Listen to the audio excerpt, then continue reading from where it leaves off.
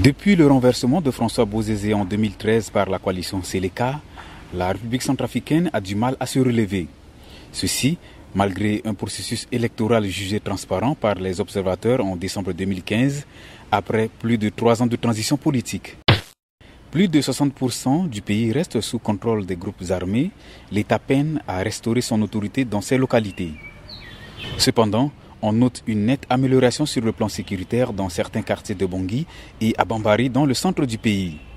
Au moins 600 000 personnes vivent encore sur les sites des déplacés dans les villes de province comme Bangassou, Bria, Kagabandoro, Bambari et Pawa. Plus d'1 million de Centrafricains sont en exil au Cameroun, Tchad et en République démocratique du Congo. L'armée n'est pas totalement opérationnelle malgré la levée partielle de l'embargo sur les armes. Le processus de réintégration se poursuit avec la formation des bataillons par les instructeurs de l'EUTM. 2 audiences criminelles sont organisées par la Cour d'appel de Bangui pour près d'une 50aine de condamnations.